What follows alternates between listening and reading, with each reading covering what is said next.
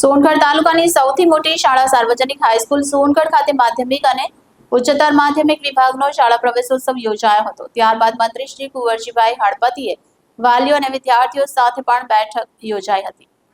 ખબર જુઓ વિસ્તારથી। ગુજરાત સરકારે નવો અભિગમ અપનાવતા માધ્યમિક અને ઉચ્ચતર માધ્યમિક વિભાગમાં પણ શાળા પ્રવેશોત્સવની શરૂઆત કરાવી છે, જે અંતર્ગત આદિજાતિ મંત્રી કુંવરજીભાઈ હળપતિ દ્વારા સોનગઢ તાલુકાની સૌથી મોટી શાળા એવી સાર્વજનિક હાઈસ્કૂલ સોનગઢ ખાતે શાળા પ્રવેશોત્સવ યોજવામાં આવ્યો હતો।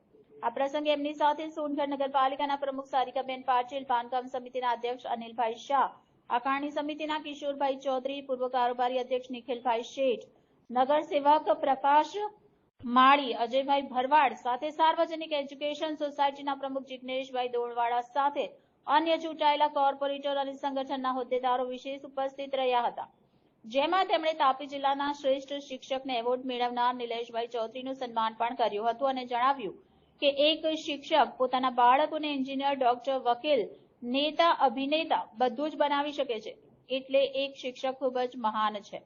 કાર્યક્રમ બાદ તેમણે વાલીઓની મીટિંગ પણ લીધી હતી અને એમની સમસ્યાઓ અને સલાહ સૂચનો જાણવાની કોશિશ કરી હતી। વર્ગખંડોની મુલાકાત લઈ વિદ્યાર્થીઓને પણ સલાહ સૂચન જાણી એમને વાંચતા આવડે છે કે નહીં, લખતા આવડે છે કે નહીં તે પણ ચેક કર્યું હતું। ખરેખર આ વિસ્તારમાંથી આવા પ્રજાહિતમાં વિચારવાવાળા વ્યક્તિને મંત્રી બનાવવામાં આવ્યો તે આ વિસ્તારનું ભાગ્ય કહેવાય અને એમની કામગીરી ખરેખર પ્રશંસાને પાત્ર ગણાવી શકાય। કાર્યક્રમના અંતમાં શાળાના આચાર્ય આશીષભાઈ ગામિત દ્વારા સર્વનો આભાર વ્યક્ત કરવામાં આવ્યો। રિપોર્ટર બિંદેશ્વરી શાહ સાથે Hetal Kokani, city gold news, Tapi. Sir, આજ રોજ શાળા પ્રવેશોત્સવ નિમિત્તે આપ જ્યારે અહીંયા પધાર્યા છો ત્યારે શું કહેશો? આજે ગુજરાત સરકારના નિયમિત કાર્યક્રમ મુજબ દર વર્ષે શાળા પ્રવેશોત્સવ અને કન્યા કેળવણી ઉત્સવ ઉજવવામાં આવે છે। તેના ભાગરૂપે આજે સાર્વજનિક હાઈસ્કૂલ સોનગઢ ઉત્તર વિદ્યાલયની અંદર હું પોતે આવ્યો હતો।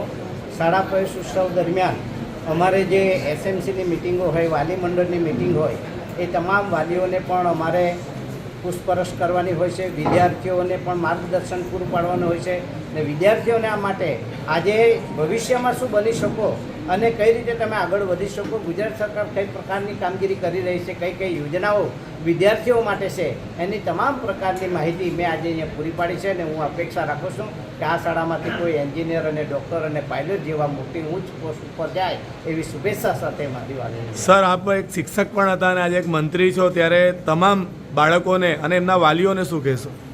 તમામ બાળકોને સારામાં સારું ઉત્તમ પ્રકારનું શિક્ષણ મેળવીને આગળ વધે અને સાથે સાથે માત્ર શિક્ષકોની જવાબદારી નથી, એની સાથે જેટલી શિક્ષકની જવાબદારી છે એટલી જ જવાબદારી વાલીઓની પણ છે અને વાલી સજગતા બને તો હું નથી માનતો કે શિક્ષણમાં છોકરું પાછળ પડે। જી સર, આભાર।